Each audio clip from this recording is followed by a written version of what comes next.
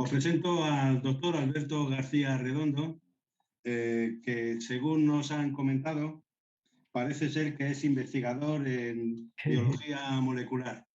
Muy buenas tardes, don Alberto.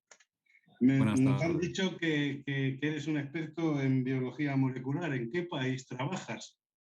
¿En qué país trabajo, has dicho? Sí. Pues aquí, ¿Trabajas en en España? España, milagrosamente, Y, en el Hospital 12 de Octubre. qué bien. ¿Y tienes algún tipo de especialidad de dedicación a la esclerosis lateral amiotrófica? Nosotros hacemos investigación fundamentalmente genética en esta enfermedad y también búsqueda de biomarcadores. Los biomarcadores son, bueno, intentar encontrar alguna causa molecular, algún efecto molecular, alguna molécula o un conjunto de moléculas que nos pueda permitir hacer un diagnóstico mejor y más temprano y también un seguimiento de la enfermedad. Entiendo. Y O sea, en un biomarcador, España, para que lo entienda todo el mundo, es la glucosa en la diabetes. Quien tiene los niveles de glucosa altos tiene diabetes, o el colesterol en las enfermedades cardiovasculares. Quien tiene el colesterol alto es susceptible de padecer enfermedad cardiovascular. Pues nosotros queremos encontrar algo parecido en la ELA. entendido. ¿Y en España hay alguna persona que también se dedica a investigar en ELA como tú? Bueno, pues bastantes. Hoy en día bastante gente. Mira, por ejemplo, tenemos una red en la Comunidad de Madrid, una red de investigación que, bueno, llevamos 4 años con ella y somos 6 grupos del CSIC, de la Universidad Complutense, de la Universidad Autónoma y de hospitales. Y bueno, en el resto de España hay mucha gente. En todas las comunidades autónomas hay gente investigando la enfermedad y cada vez con más calidad y con más ahínco, digamos. Estupendo. Pues es una gran alegría. Es decir, si nos planteáramos un ranking futbolístico en España, en investigación en ELA, ¿en qué división estaríamos? ¿En la En última, en la primera. intermedia? No, en primera, en primera. En primera. Bueno, pues esto no induce siempre a tener una gran esperanza. Y dicho todas estas pequeñas memeces, os presento a Alberto García Redondo, que desde el año, me parece que 2002, anda pululando alrededor de la ELA y paseándose por Adela, allí le conocí, y posteriormente ha sido nuestro guía a través de la plataforma de afectados de ELA para liderar el equipo de personas que en España está trabajando hoy sobre la ELA, ¿no? Y dicho todo esto, Alberto, pues aparte de agradecerte tu presencia, cuéntanos todo lo que te parezca oportuno, que entenderemos muy poco, pero nos hará muchísima ilusión escucharte. Bueno, más que contaros cosas específicas o complicadas, yo lo que quería era, por supuesto, resolver preguntas y resolver dudas y dejar claro, por ejemplo, eh, bueno, pues algunas cuestiones como, por ejemplo, esta que me hacías, que es que se investiga mucho en esta enfermedad. Y, y para eso, bueno, cualquier persona puede buscar en bueno, en investigación básica hay muchísima, muchísima. En los congresos internacionales nos juntamos más de 1000 personas siempre que ha sido presencial y cuando ahora no son presenciales, pues incluso más gente estos últimos 2 años. Pero además, lo que probablemente le importe más al paciente con él son los ensayos clínicos que se están desarrollando. Hay una página en la que una página web que pertenece a una entidad gubernamental americana que se llama clinicaltrials.com. Clinical y trials significa ensayos clínicos en inglés. En esta página se pueden encontrar los ensayos clínicos que están activos en el mundo en cualquier momento. Si se hace una búsqueda hoy mismo, hay 851 ensayos clínicos abiertos en ELA actualmente repartidos por todos los países del mundo. Se puede buscar por mapas, en qué zona se encuentran, cuántas personas pueden ser incluidas en cada ensayo clínico, en qué hospitales se desarrollan o en qué centros de investigación, en fin, toda la información aparece en esta página, ¿no? Que haya 850 ensayos clínicos en una enfermedad que es relativamente poco frecuente, relativamente digo porque no es tan poco frecuente, es importante, ¿no? Entonces, esto es lo primero, que hay muchísima investigación y muchísimas ganas de entender mejor esta enfermedad y de bueno, pues intentar evitar que deje que siga existiendo, ¿no? Luchar contra ella, vamos.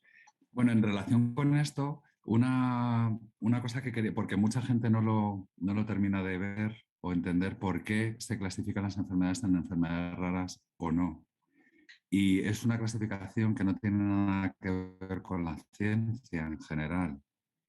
Desde el punto de vista científico da igual que una enfermedad sea rara o que no lo sea. La idea es que desde el punto de vista legal hay que favorecer la investigación en enfermedades que son poco frecuentes. Entonces, la definición de enfermedades raras es además distinta en cada país porque es una cuestión legal. Según se haya aprobado un decreto o una ley en relación con esto en cada país, es distinto, ¿no? Entonces, la definición en Estados Unidos es una, en Europa en general es otra, en Australia es otra y en Japón es otra. Y concretamente en Europa son aquellas enfermedades que tienen menos de 10 personas de cada 10.000. O sea, si dividimos la población en grupos de 10.000, si esa enfermedad la tienen menos de 10 personas, es una enfermedad rara, ¿no? Entonces es el caso de la ELA. Lo que pasa es que la ELA está un poco en el límite de las enfermedades raras. No es la más rara de todas. No es de esas que tiene una persona de cada 1.000.000 o de cada 10 millones de personas, ¿no? Hay algunas que son de este tipo. La ELA es relativamente frecuente dentro de las enfermedades raras, pero al ser una enfermedad rara, como tal, en todos los países que he dicho, además, da igual la definición que hagan de enfermedad rara, con ese tipo de límites, eh, se favorece la investigación en ella y es más sencillo el desarrollo de ensayos clínicos y sobre todo, lo que es más sencillo, es que una vez terminado el ensayo clínico, si es positivo, no requiere tanta burocracia para poder ser aprobado y desarrollado por la industria farmacéutica. Con lo cual, en ese sentido, la ELA pues, está en una situación, entre comillas, de privilegio frente a la mayoría de las enfermedades. Primero, frente a las enfermedades que son más raras todavía, porque va a haber menos tendencia a investigarlas, y frente a las enfermedades que son más frecuentes, como el Alzheimer o el Parkinson o la diabetes, que hay muchísimo interés en investigación, pero cada vez que se investiga algo, pues requiere unos requisitos que en el caso de la ELA no tiene, ¿no? Entonces, esto a lo mejor en el común de los oyentes, la mayoría lo sabéis, pero seguro que alguno no había reflexionado sobre esto y es importante tener en cuenta que es una cuestión legal y que es muy importante que esté aprobado en la mayoría parte de los países del mundo. Y precisamente por eso, en estos últimos años han proliferado tanto, desde que se designaron las enfermedades raras en la década pasada, legalmente en los diferentes sistemas legales de los países desarrollados, pues han proliferado tanto los ensayos clínicos en esta enfermedad. Tenéis muchísima información de enfermedades raras en la página web de FEDER, que seguro que la conocéis. Y bueno, a partir de la página web de FEDER no solamente podéis ver información sobre cualquier enfermedad rara, que enfermedades raras como tal, hay clasificadas unas 8.000 enfermedades distintas. Y a través de la página web de FEDER pues se puede buscar información sobre cada una de ellas, no de todas, pero de la mayoría en general y por supuesto de la ELA. En general remiten a información, o sea, a páginas web de otras de asociaciones específicas de cada una de las enfermedades, como en el caso de la ELA a ADELA o a la Fundación Francisco Luzón. Pues esto así, no como un poco para empezar a hablar del tema y de bueno, pues la cantidad de ensayos clínicos, la cantidad de investigación que hay en todo el mundo sobre esta enfermedad. Y claro, me podríais preguntar, que de hecho tú me lo has preguntado, Salvador, alguna vez, de qué puede servir toda esta investigación. Si realmente la investigación apoyar la investigación nos asegura que vamos a encontrar una solución, o más bien decir que si si no se apoya la investigación es difícil, es más bien eso, ¿no? Es difícil encontrar finalmente una solución. O sea, desde luego, una solución que es, esta es la complicación, ¿no? Porque desde luego, en principio lo que querríamos todos es tener algún tipo de tratamiento, sea un fármaco o lo que sea, que generara la desaparición de la enfermedad en cualquier paciente. Eso, por supuesto. Cualquier otro tipo de tratamiento que mejore las condiciones del paciente también sería válido, ¿no? Eh, pero la investigación no solamente trata de eso, ¿no? Porque ese es el, digamos, entre comillas, el producto final, el hecho final, ¿no?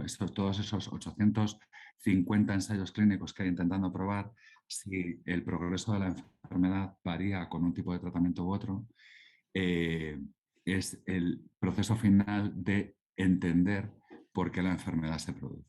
Entonces, por un lado, quería hablar de qué es un ensayo clínico, qué significa hacer un ensayo clínico y sobre todo cuáles son sus fases y por qué debemos hacerlos y por qué se deben hacer como se hacen, ¿no? Porque muchas veces la gente piensa, jo, pues sería interesante que a mí me dieran esa medicación y probar si me vale o no. Es que eso no vale para nada porque lo único que nos vale es ver si realmente es algo que es posible en un grupo de personas, en una población y sobre todo que encontrar y estudiar de manera muy ordenada y muy estructurada cuáles son los efectos que podría tener dicho tratamiento de cualquier tipo, efectos positivos, por supuesto los positivos, que son los que nos interesan, pero es que probablemente va a tener también muchos efectos negativos que tenemos que estudiar, ¿no? Entonces, los Sí, ensayos Alberto, sí, también al hilo de esto me sí, interesaba que te pronunciaras respecto a lo que te voy a comentar ahora. sí, Claro, cuando estamos hablando de los pacientes de la que están en red, en el momento en que surge un ensayo clínico del que vos después vas a hablar y demás, pues surge un simple hallazgo de los múltiples que hay, que son realmente un hallazgo majo de investigación, alguien sí. se plantea, ¿y si se consigue una cura para la enfermedad en Israel o en la India? ¿Cuánto tiempo, cuántos meses tardaremos en averiguarlo? Hay que estar al tanto, no sea que se nos pase el tiempo. Bueno, ¿Cómo podrías tú decirles que no os preocupéis, no tengáis esa ansiedad, que todos los circuitos de investigación están... A ver, explica, tranquilízales.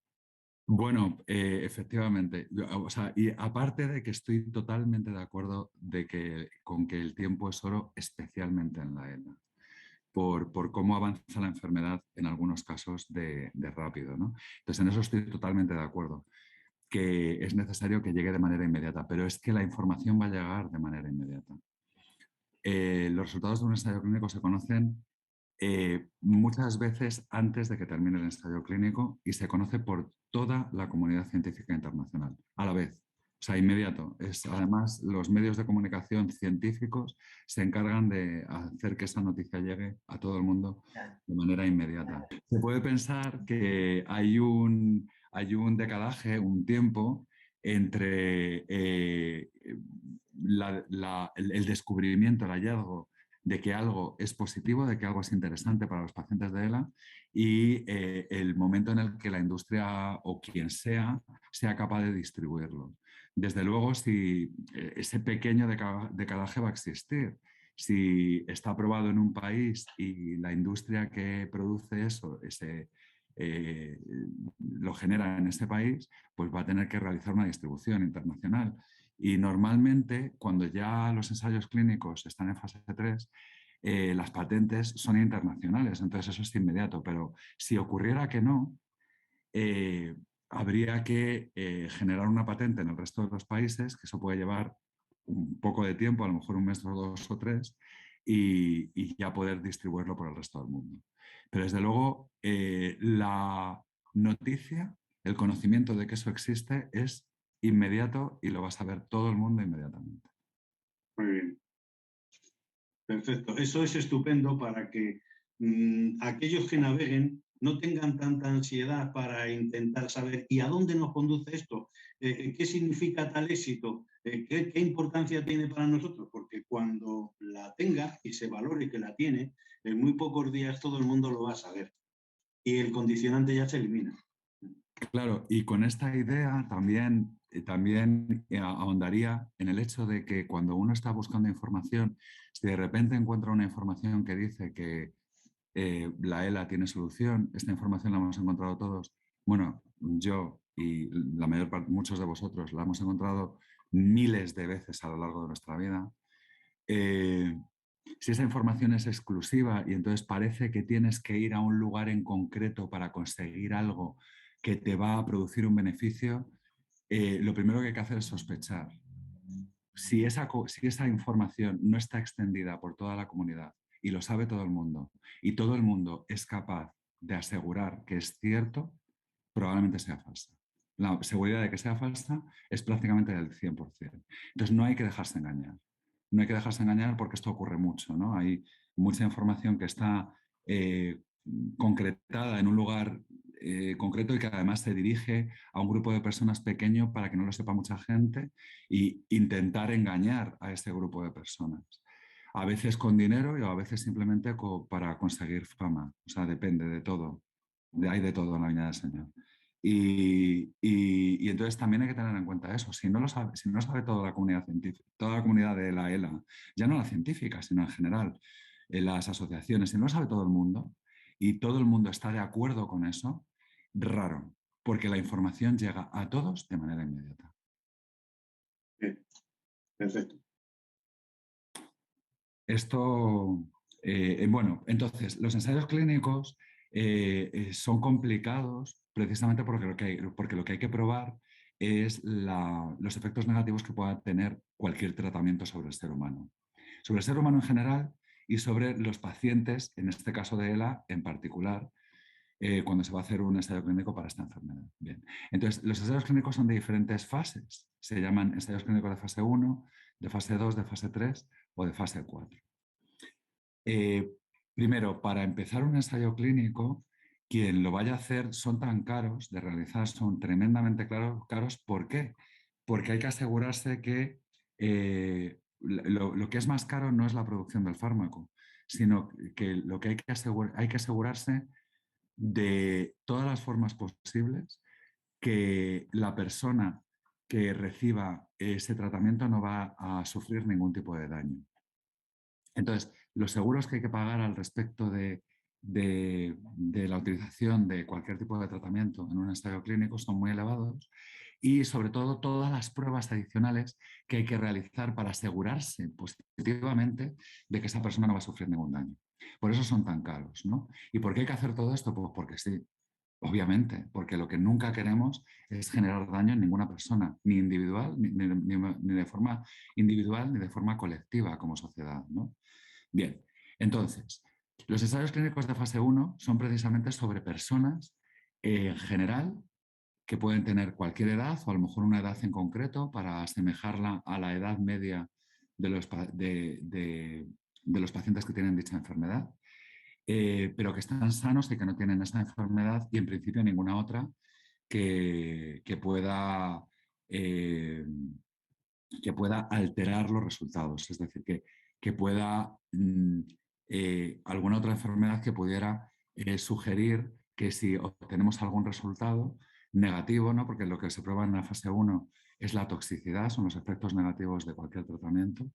Y si ese efecto negativo está apantallado, está solapado por algún otro tipo de enfermedad. Entonces, los que tengan cierto tipo de enfermedades, en general, en un ensayo clínico fase 1 solamente entra gente sana. Los ensayos clínicos de fase 1 se hacen con gente sana y en general se les paga por participar porque corren mucho riesgo. Corren el riesgo de descubrir durante el ensayo clínico todos los efectos secundarios que puedan encontrarse por la utilización de este tratamiento por primera vez en el ser humano. Entonces, se hacen en un grupo de personas no muy alto, en general alrededor de la centena de personas, y se observan cuáles son los efectos negativos directos que tiene sobre el ser humano dicho tratamiento. En un ensayo clínico en fase 2 ya pasamos a un punto posterior en el que ya se empieza a probar cuál es la relación entre el tratamiento, el fármaco o lo que fuera, el tratamiento y la enfermedad. y se empiezan a probar diferentes dosis en algunos casos de ensayos clínicos en fase 2. Entonces se ve cómo, ya sabiendo, porque ha terminado el ensayo clínico en fase 1, que el tratamiento, vamos a hablar de fármacos siempre, pero no tiene por qué ser un fármaco, puede ser cualquier otro tipo de terapia, que el fármaco probado tiene tales efectos tóxicos, pues con tal nivel con tal dosis con el que se ha utilizado en el ensayo clínico en fase 1, pues hay que utilizarlo en una dosis inferior, pero dentro de las dosis inferiores que haya, ¿cuál es el límite en el que podríamos decidir que podría ser positivo, podría tener un efecto positivo en la enfermedad? Entonces, en los ensayos clínicos en fase 2 se prueban esto, se hacen grupos de pacientes, a veces con diferentes dosis, a veces no, pero siempre con una dosis inferior al ensayo clínico en fase 1, y se ve en un grupo de pacientes ya un poquito mayor, pero siempre bajo, entre 100, 200 pacientes, cuál es el efecto del fármaco y si tiene algún tipo de progreso, si influye de alguna forma sobre la enfermedad. Entonces ahí se toma la decisión, en un ensayo clínico en fase 2, de cuál es la dosis ideal, cuál es el tipo de tratamiento ideal con cualquier tipo de terapia y sobre qué tipo de pacientes podría influir, ¿no? Si hay algún subgrupo de pacientes dentro de la enfermedad que les vaya mejor o no. Y entonces se pasa ya a el definitivo, que es el ensayo clínico en fase 3, que es lo que conocemos todos con el nombre de ensayo clínico tal cual. Cuando se dice, se está haciendo un ensayo clínico de no sé qué, pues es un ensayo clínico en fase 3. En el que se observa ya todos los parámetros de la enfermedad de todo tipo, dependiendo del tipo de tratamiento, pues se deciden unos u otros, pero pueden ser genéticos, pueden ser bioquímicos, pueden ser radiológicos, pueden ser estudios de, no sé, patológicos de biopsias del paciente, por supuesto clínicos, de seguimiento clínico en la consulta correspondiente, lo que sea. Todo, todo, todo, todo. Cómo influye el tratamiento en el progreso de los diferentes pacientes. Y ahí, en general, el número de pacientes que ya tiene que ser representativo para la población en general es muy elevado. En el caso de la ELA, pues estamos hablando ya de entre 500, 1000 o más personas. Para conseguir esto, como estamos hablando de una enfermedad rara, los ensayos clínicos en una enfermedad rara siempre tienen que ser multicéntricos. No se pueden realizar en un solo centro. No hay posibilidades. Para que os hagáis una idea, el Hospital 12 de Octubre, o el Hospital Gregorio Marañón, o La Paz, o el Clínico, o Belviche, o en fin, los grandes hospitales de España que tienen unidades de ELA, o que tenemos unidades de ELA, llegan aproximadamente entre 50 y 100 pacientes nuevos al año.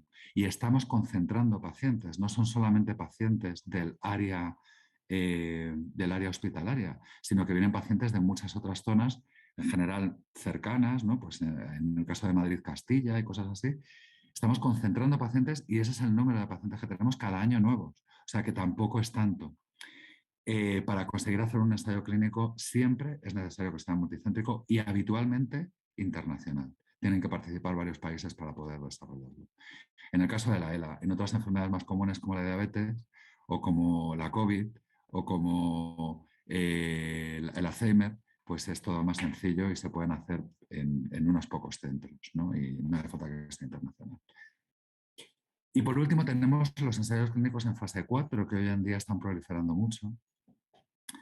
Y son muy fáciles de entender y seguro que la mayoría de vosotros habéis oído hablar de ellos también. Un fármaco o una terapia de cualquier tipo ha sido aprobada en una enfermedad en concreto y a veces en una enfermedad, dentro de una enfermedad, en un subtipo de pacientes en concreto, ¿no?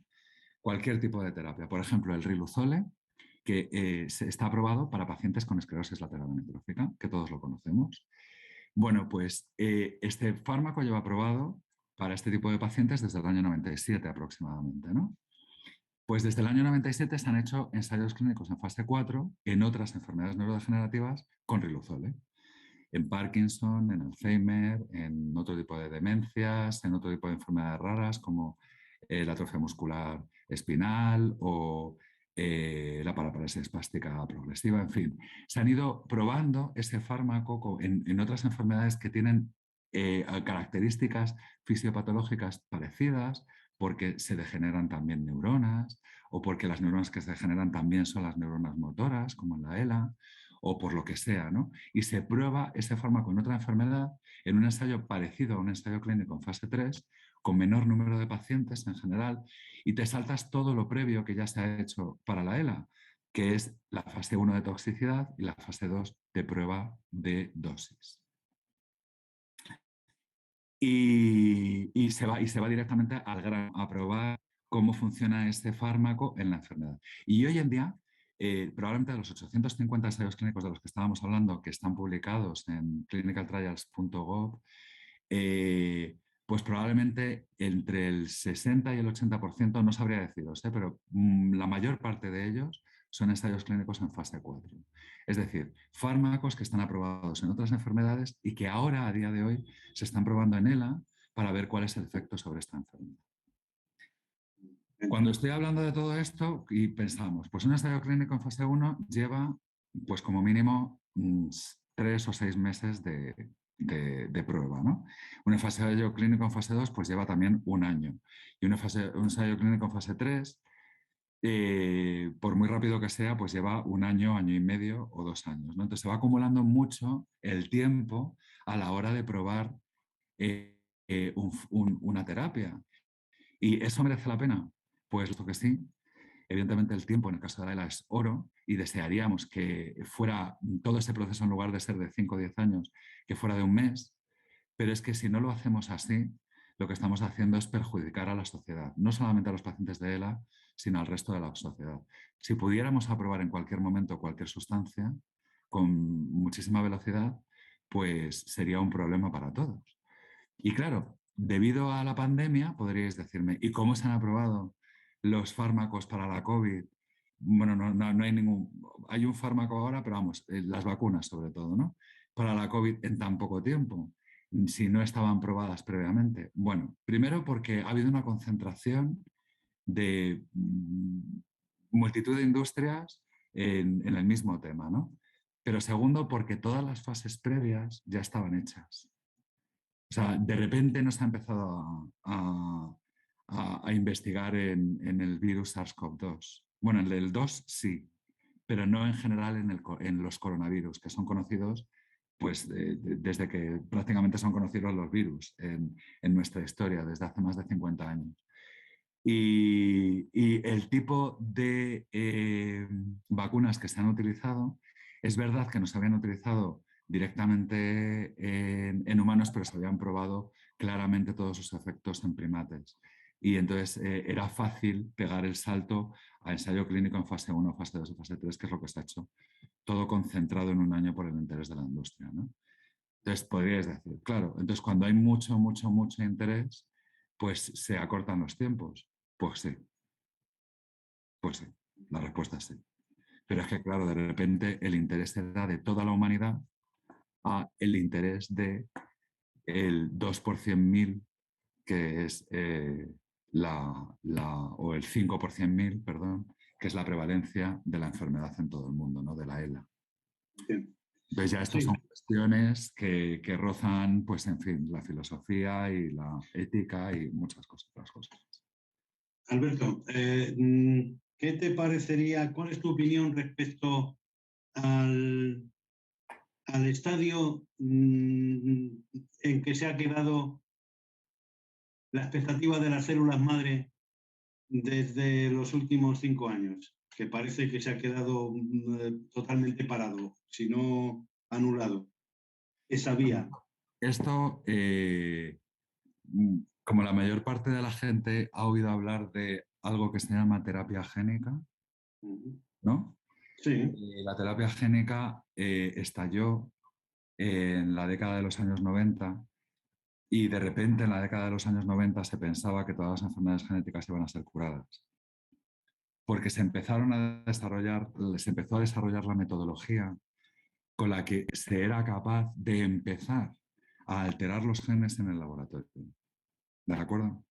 En la primera década del siglo, en la década de los 2000 o un poquito antes, aparecieron las células madre, las células pluripotenciales, y se empezaron a utilizar para poder desarrollar estas células y diferenciarlas a diferentes tipos de células y poder estudiar según si las diferenciábamos a músculo, pues enfermedades musculares, si las diferenciábamos a neuronas, enfermedades neurodegenerativas, si las diferenciábamos a células epiteliales, enfermedades dermatológicas, etcétera, etcétera, etcétera.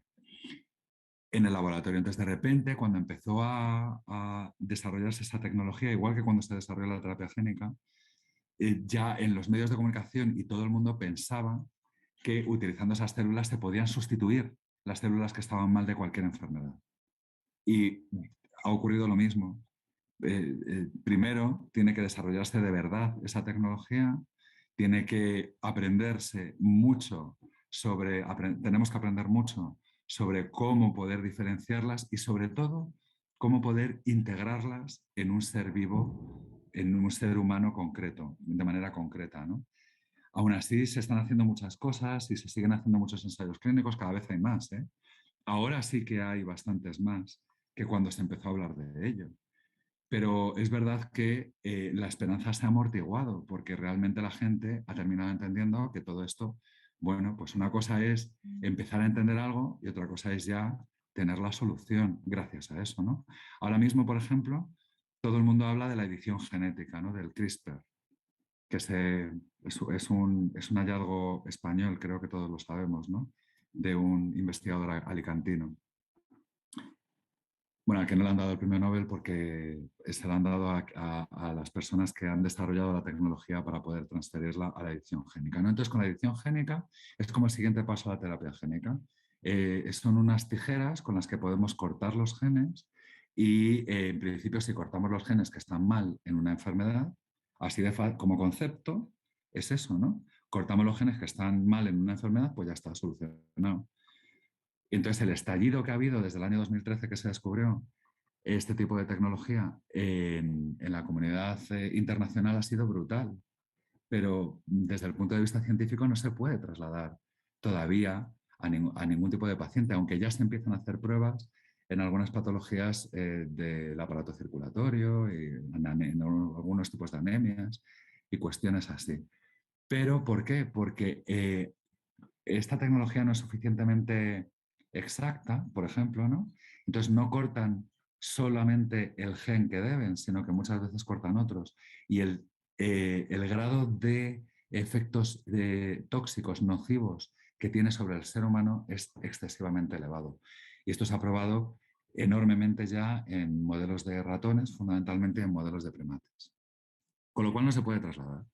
Y pasa lo mismo con las células madre. Se empieza a conocer cómo poder transformar unas células en otras, pero en el laboratorio, en el plato de cultivo, en la placa Petri, en el cuarto de cultivos, no en un ser vivo. Todavía no hemos llegado a tener ese conocimiento y probablemente quede tiempo, desgraciadamente. Pero bueno, toda investigación lleva muchísimo tiempo. Muy, muy interesante. Otra pregunta que te quiero trasladar. En los últimos 2 años hemos visto publicados unos hallazgos que son fundamentalmente clínicos, de trabajos realizados sobre pacientes, fundamentalmente sobre la sangre de los pacientes y sobre el líquido cefalorraquídeo, que yo no sé si todo eso se hace en laboratorio, pero evidentemente solo lo puede hacer aquel que tenga muchos pacientes.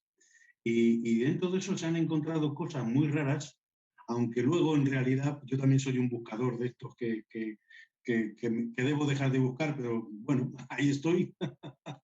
Y me encuentro con que no parece que después de esas iniciativas en el campo de la investigación sobre el propio paciente se desarrolle nada nuevo. Hemos encontrado que los leucocitos 3 no funcionan en tantos pacientes y están todos muy mal, pero nadie dice, vamos a hacer una leucoforesis a los pacientes de ELA, por ejemplo, ¿ves? Y no sé por qué. O que tienen en el líquido cefalorraquídeo hay unas cositas muy raras que también tú habrás escuchado, pero que yo no te sé repetir. Y digo, ¿y por qué no? ¿Por qué no siguen trabajando en esa línea? Aunque no es una pregunta, porque no sé ni siquiera formularla. Ya, pero ¿por qué crees que no se sigue trabajando en esa línea? Porque años y años después, esa investigación de todos los que estamos suscritos a las alertas ELA, pues no ha conducido a nada. No ha llegado o sea, esta información no ha llegado a vuestros oídos. Tal vez sea así. No, es que esto es así. O sea, en fin, cuando hay una línea de investigación que tiene algún sentido y que da resultados interesantes y genera conocimiento sobre una enfermedad, esa línea de investigación no se corta. Nunca, jamás, Ya. jamás, en ninguno de los casos, porque es interesante continuarla. Y los más interesados son los que han producido esos datos. Si estamos hablando de investigación más básica, bueno, por supuesto.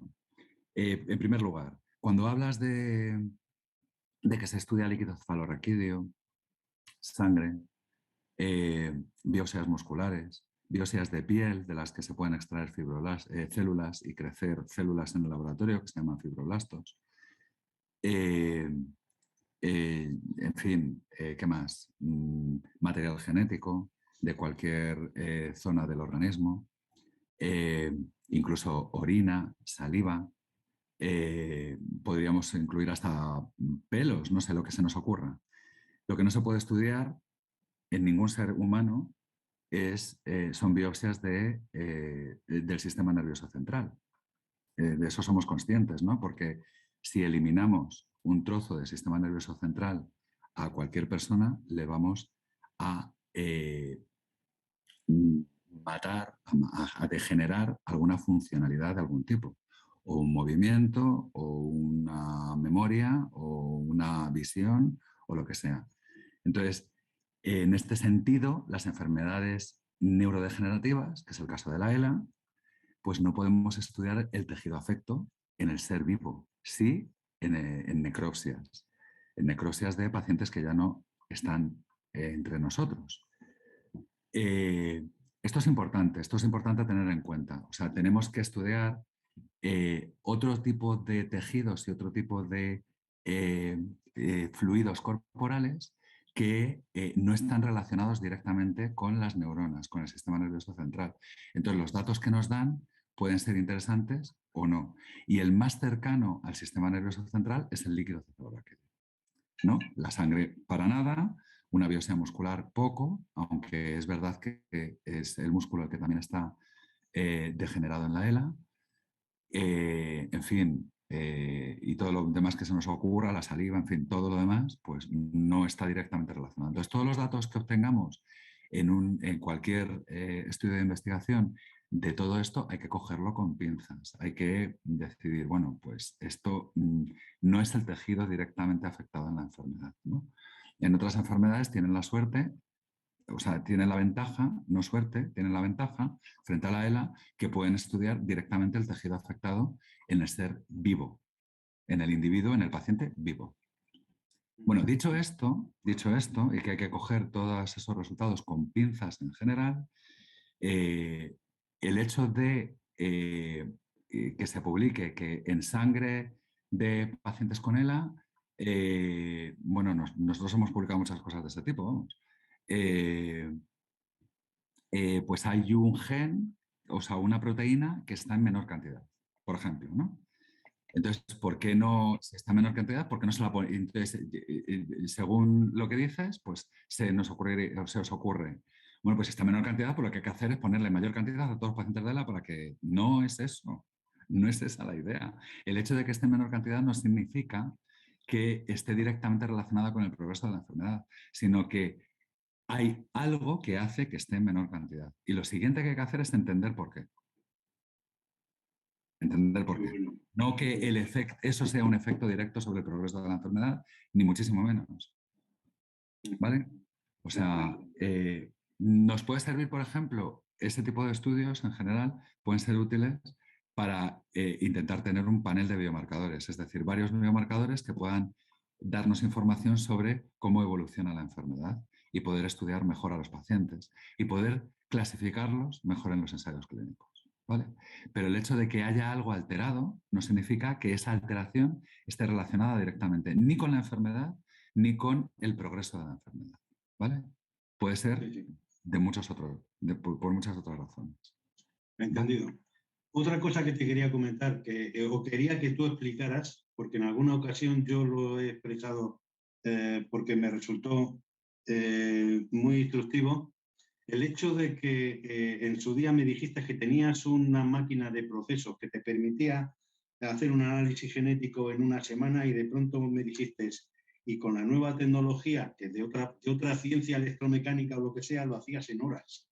Es decir, que la ciencia en general avanza y avanzan todas las ciencias que están a su lado.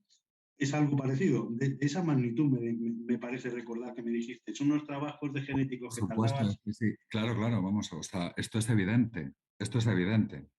Pero pasa en todos los ámbitos del desarrollo de la sociedad humana. El ejemplo lo podemos poner en cualquier tipo de profesión.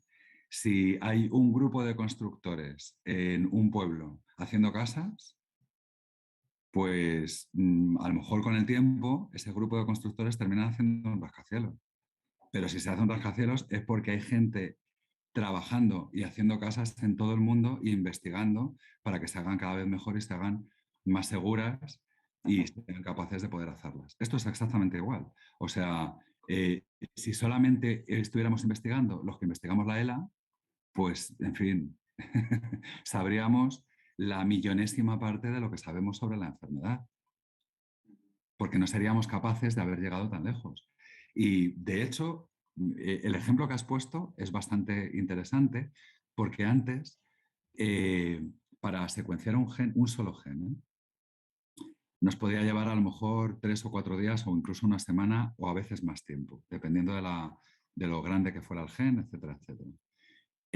Hoy en día, para secuenciar todos los genes que tiene una persona, tardamos un día. Un día. Para secuenciar los 20.000 genes que tiene una persona, 20 y pico mil genes que tiene una persona. Un día. ¿Y esto por qué lo conseguimos? Porque la tecnología de impresión de las impresoras láser se trasladó a, a la bioquímica, a la biología molecular.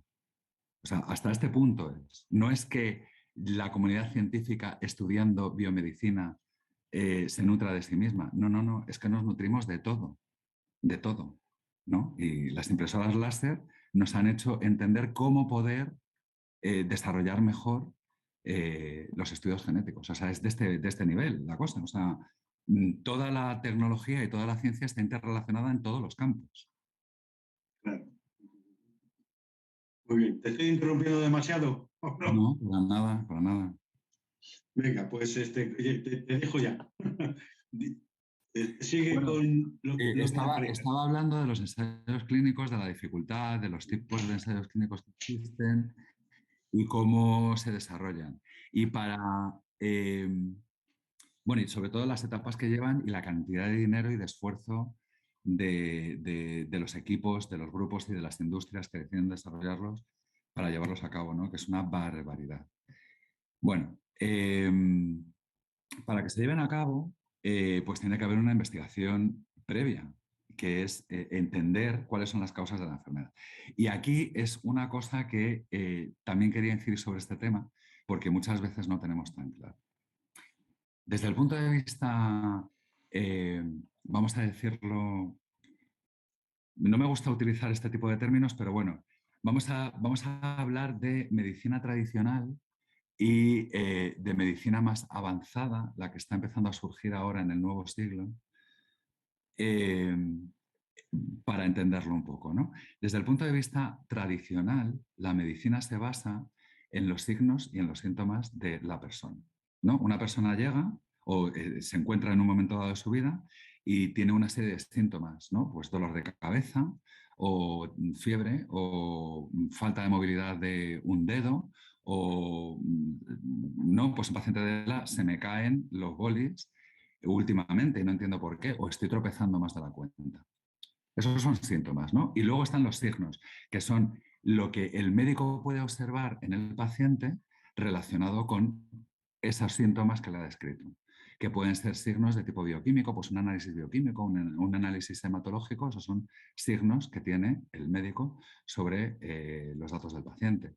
O una exploración del neurólogo, que la mayor parte de vosotros conocéis perfectamente, pues que el neurólogo, sobre todo el que está estudiando la movilidad, pues está estudiando cómo se producen los movimientos autónomos o cómo están funcionando las articulaciones, etcétera, etcétera, ¿no?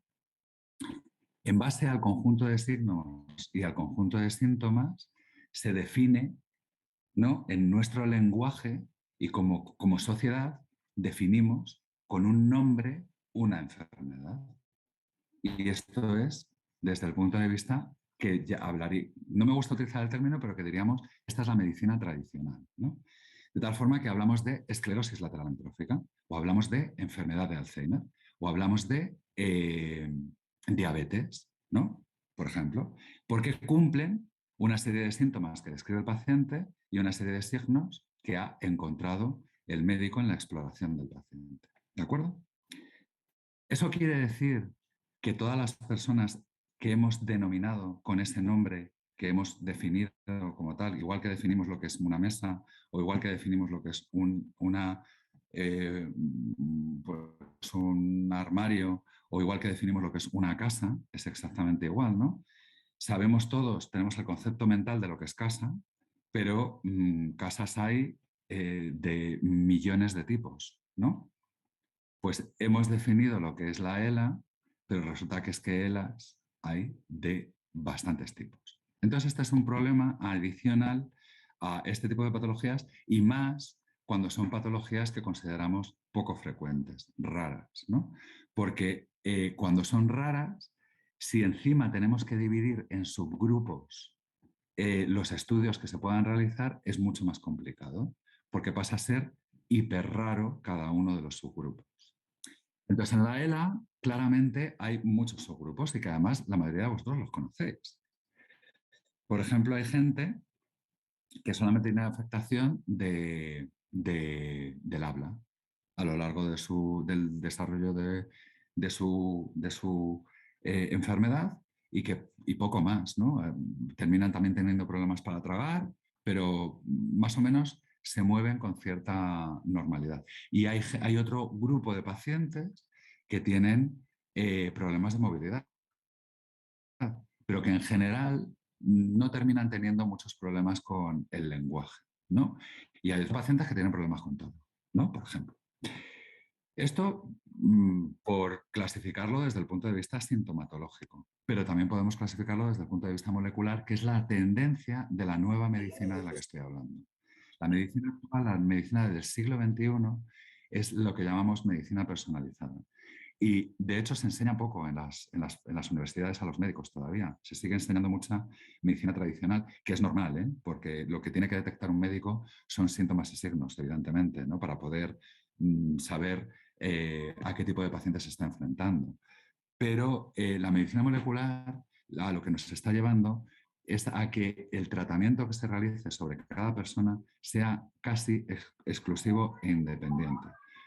Es mucho más complicado a la hora de desarrollar tratamientos, pero es mucho más específico y mucho más efectivo. Y en el caso de la ELA, por ejemplo, ya se ha iniciado el mundo de la medicina molecular con el último ensayo clínico que yo creo que la mayoría de vosotros conoceréis, que es el de Tofersen, que se han utilizado oligonucleótidos antisentido específicos, que son unas pequeñas moléculas que evitan que el gen de la superóxido dismutasa se exprese.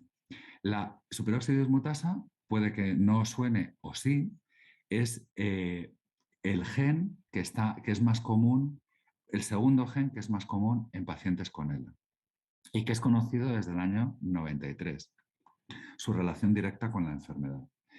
¿Qué pasa? Que, en primer lugar, el subgrupo de pacientes en el que es hereditaria la enfermedad es muy pequeñito, ¿no? Es aquellas personas que además cada persona que tiene la familiar lo sabe perfectamente porque es que ha crecido en un entorno de ELA, porque lo han tenido sus hermanos o sus padres o en fin, o sus tíos o sus abuelos, porque ha habido bastantes personas en la familia que la han tenido. Entonces es bastante conocido. Quien tiene la familiar lo sabe. Y quien no, también lo sabe, porque es que no ha conocido a nadie en su familia que haya tenido la enfermedad. Entonces, el subgrupo de pacientes que tiene la familiar es muy pequeñito, es entre el 5 y el 10% de pacientes del total de pacientes con ELA. O sea, ya son pocos. Pero es que de esos pocos, solamente el 20% tiene alteraciones en este gen, en la superóxides mutasa. Vale. Con lo cual, del total, si cogemos un grupo de pacientes total en cualquier entorno del mundo de ELA, solamente el 2% tienen alteraciones en este gen, que son poquitos, pero bueno, pues ya son unos cuantos. Entonces, a ese 2% se le podía dar tenía sentido darle este tratamiento porque lo que está inhibiendo es que el gen se produzca y como tiene una mutación, pues no se va a producir esa mutación, no se va a transmitir esa mutación a la proteína y entonces no se va a producir la proteína y con lo cual, pues en principio, esta era la idea inicial y tenía mucho sentido desde el punto de vista científico y por las pruebas que se habían hecho previamente en modelos animales, evitaría en gran medida el progreso de la enfermedad. Los resultados del ensayo clínico al final, desgraciadamente, no han sido todos los halagüeños que prometían, aunque, insisto, este hecho no significa que se haya dejado de investigar en esta línea. Se están desarrollando otro tipo de oligonucleótidos, otro tipo de moléculas de este mismo tipo que puedan afectar de otra forma a la expresión del gen y se están desarrollando otros ensayos clínicos adicionales, o sea, que no se ha parado, ¿no? Pero la idea es esta. Si conocemos las características moleculares de su enfermedad, podemos tratarle de manera específica con una terapia que sea específica para esa alteración molecular. Y esa es la medicina del siglo XXI y es hacia donde tendemos. Y en el caso de la ELA, cada día, exponencialmente, bueno, perdón por la palabra, cuando digo exponencialmente, quiere decir que cuando algo aumenta, podemos pensar que aumenta de manera lineal, ¿no? De manera lineal es que cada vez aumenta un poquito más. Pues que si hoy conocemos 2, mañana conocemos 4 y pasado conocemos 8, ¿no? Exponencialmente no aumenta de manera lineal, aumenta de esta forma. Y es que si hoy conocemos 2, mañana conocemos 16 y pasado conocemos 512. ¿Vale? Entonces, esto es lo que está ocurriendo con la medicina molecular, gracias a esta tecnología que se ha desarrollado en los últimos años, la que comentábamos de las impresoras láser. Cada vez se conocen más características genéticas de las diferentes enfermedades, especialmente de la ELA. La mayoría de las características genéticas que conocemos se han desarrollado su conocimiento en los últimos 2 años. Si nos vamos a los últimos 4 ya son casi todas. Y en los últimos 20, o sea, la primera que se conoció fue en el año 93, la superóxido mutasa. Pero es que desde entonces la mayor parte de ellas se han conocido en los últimos 5 años y ya conocemos más de 50 características genéticas distintas de esta enfermedad. Entonces, conseguir contrarrestar estas características pues puede ser la solución de un grupo concreto de pacientes, pero desde luego puede ser la solución. Y es hacia donde se dirige hoy en día la ciencia y la medicina del siglo XXI. Esto lo he dicho yo porque me daba la gana, no porque me hubieras hecho ninguna pregunta, ¿no? Sí, sí, sí. Vale, vale. No, pero está estupendo, porque esto ha estado muy bien. Está muy bien porque los que somos asiduos lectores de los condicionantes que vienen a decir, porque hemos descubierto que este gen codifica tal proteína que afecta a tal aminoácido, que se ha hecho novio de tal otra cosa rara, ¿no? Dice, pero como también está encargado de cosas tan vitales y te empieza a decir las cosas vitales que ese gen también malo hace, o esa proteína malo, mejor nos quedamos con ella, aunque sea tan revoltoso esa proteína, ¿no? Vaya. Claro, entonces en este ejemplo que estoy poniendo de la variedad de características moleculares que puedan tener los pacientes de ELA, ahí en primer lugar nos metemos en un embrollo mucho más complejo a la hora de estudiarlo. Y en segundo lugar, pues genera también mucha confusión entre la comunidad de la ELA, ¿no? Entre todos, entre vosotros en general. Porque, claro, cuando se descubre algo, parece que es para todos. Y no es así, ¿no? Y hay muchos titulares que dicen Se ha descubierto que, yo qué sé, se ha descubierto que la arginina es fundamental, como si digo arginina, como si digo, yo qué sé, Gerseinina, yo qué sé, da igual, la palabra da igual, ¿no? Se ha descubierto que la arginina es fundamental en la ELA. Ese es el titular, pero resulta que el estudio de investigación ha sido sobre los pacientes que tienen mutaciones en el gen concreto C9orf72, que a lo mejor es el 5% de los pacientes con ELA. Al resto, esa información les sirve de manera relativa. Y aparte de que no se ha descubierto la causa de la enfermedad, se ha descubierto algo relacionado con ello, ¿no? Entonces también los titulares nos confunden mucho en general. Y sobre todo por eso, porque lo primero que tenemos que entender es que sí, somos la comunidad de la ELA, todos compartimos síntomas y signos parecidos, pero cada uno somos distintos, en realidad. Bueno, Eso, insisto, quita esperanza y complica todo mucho, pero hace que realmente vayamos a por el problema de verdad. un segundo, Esperanza. Hola, perdona, soy Esperanza. Hola Esperanza, ¿qué tal? Bien, mira, a ver si me entendéis. Voy a intentar formular una pregunta. Lo primero, muy interesante lo que nos estás comentando. Muchas gracias. Y de hecho, a mí me ha resuelto unas cuantas dudas que tenía al respecto de los ensayos. Y estabas comentando que es muy difícil hacer subtipos de ELA para avanzar en la investigación, porque ya somos muy poquitos y menos si nos subclasificamos. Sin embargo, en los ensayos sí que se excluye a parte de pacientes, por ejemplo, que lleven más de 2 años con la enfermedad y sin embargo se mete en el mismo saco a pacientes con distintos tipos de ELA.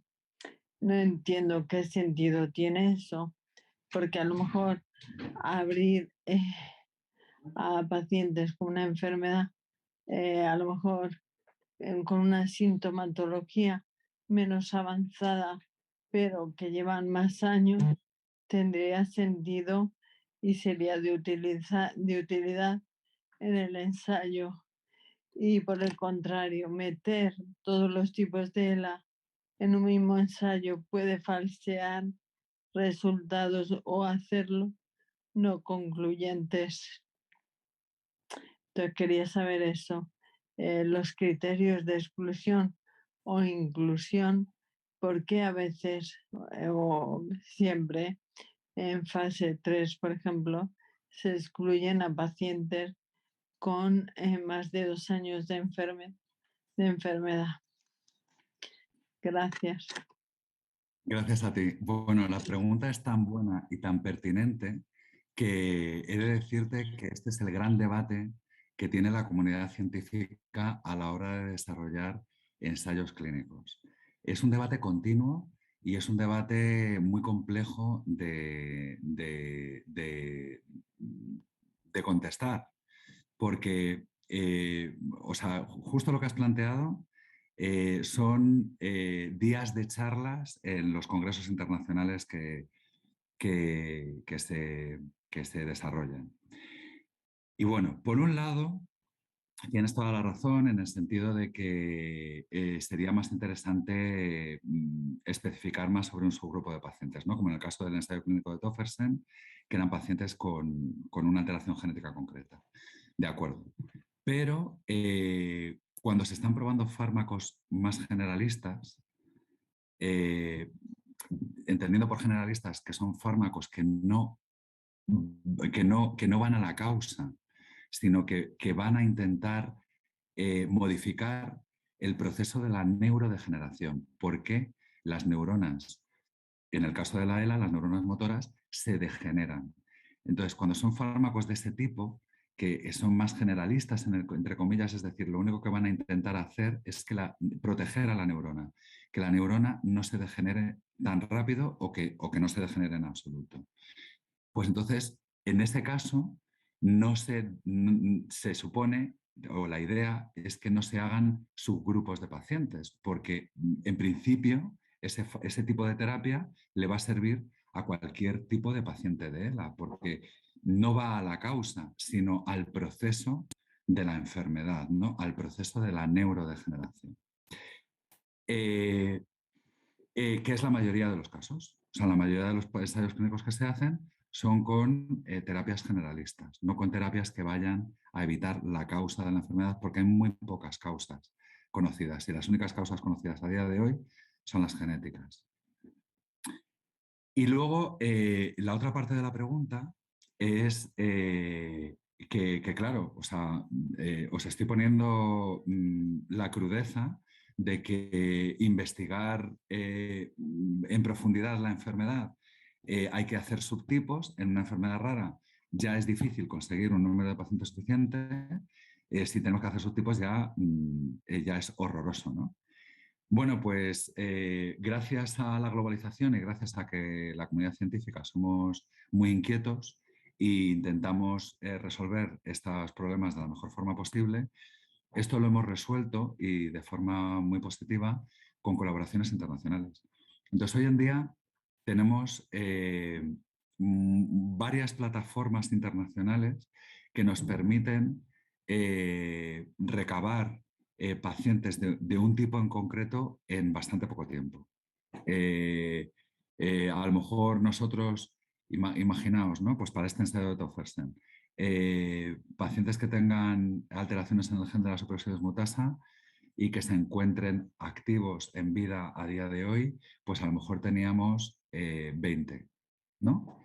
Pero en toda España. Me refiero a perfectamente estudiados y perfectamente seguidos, ¿no?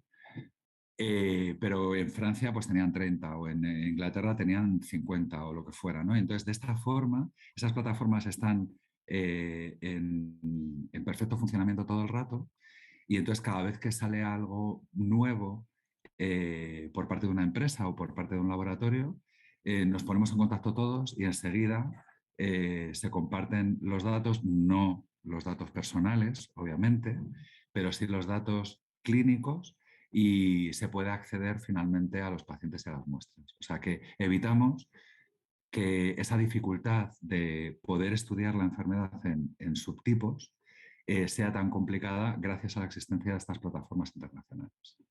¿Vale? Y lo otro, pues ya te digo, ¿por qué un paciente? Claro, yo esto siempre lo he entendido, ¿eh? Y además me pongo de vuestro lado fácilmente porque la empatía existe y porque yo conozco y he conocido a muchos pacientes de él a lo largo de mi vida, e incluso de forma muy personal.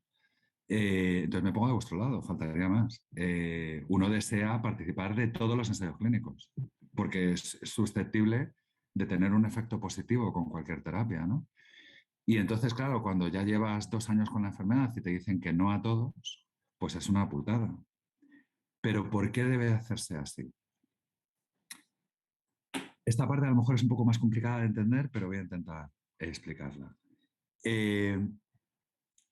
Si nosotros estamos intentando estudiar el efecto que tiene una terapia sobre una enfermedad, lo que estamos haciendo son estudios concretos sobre todos los pacientes que están dentro del estudio, el mismo tipo de estudio a cada paciente.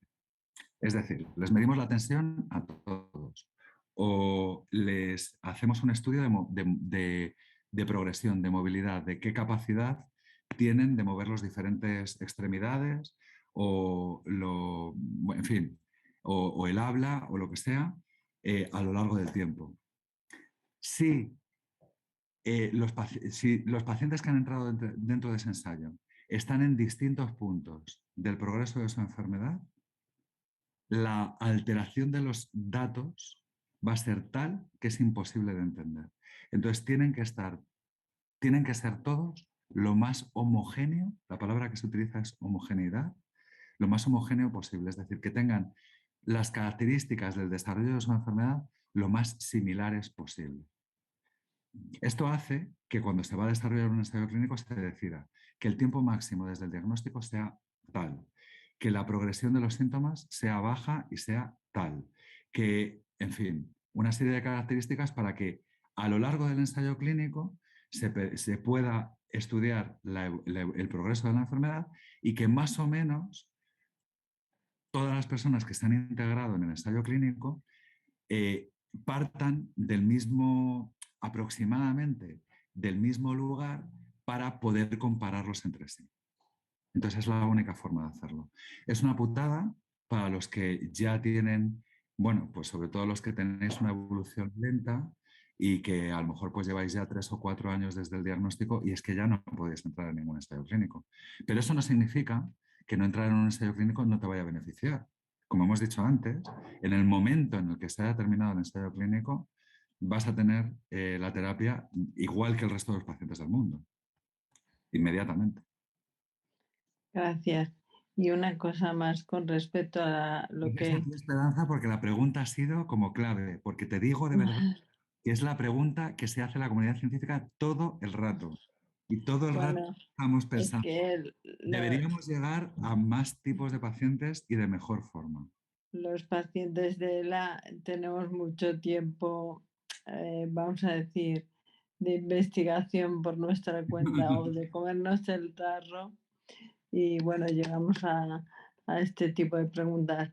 Por ejemplo, una otra, y ya lo dejo aquí, pero no me quiero quedar sin preguntarlo porque lo hemos comentado con otros pacientes, bueno, lo hemos comentado.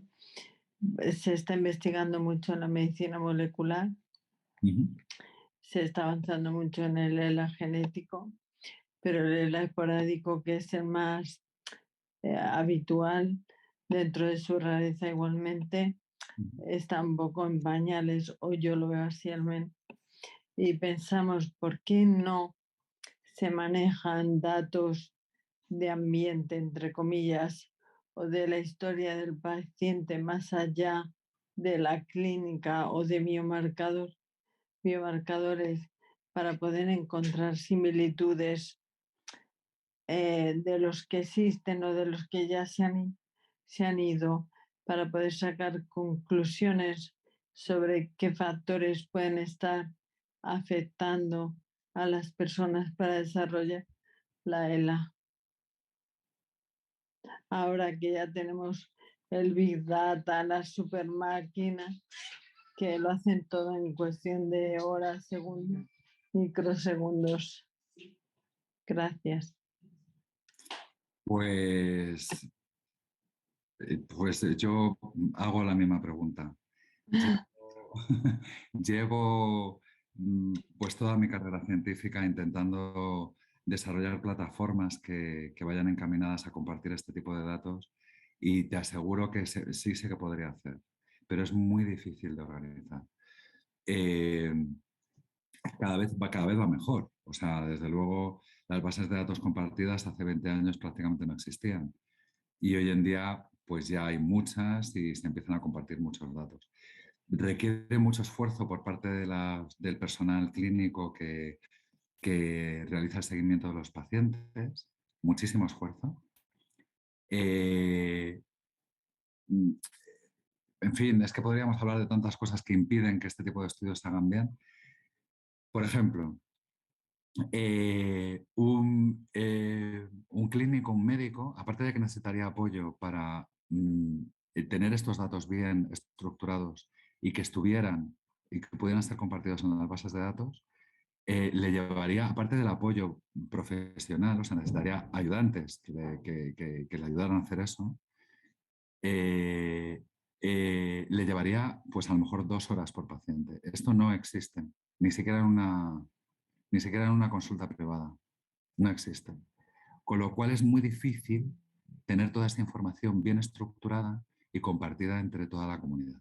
Aún así ya digo que cada vez está mejor, cada vez se desarrollan mucho mejor los estudios, los estudios de este tipo se llaman epidemiológicos, ¿no? Que en estos 2 últimos años ya todos nos hemos vuelto expertos en epidemiología gracias a la COVID-19, pero son muy complicados de realizar.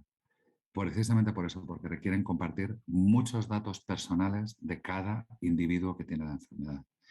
Y además esos datos deben estar bien estructurados. No los puede incluir cualquier persona.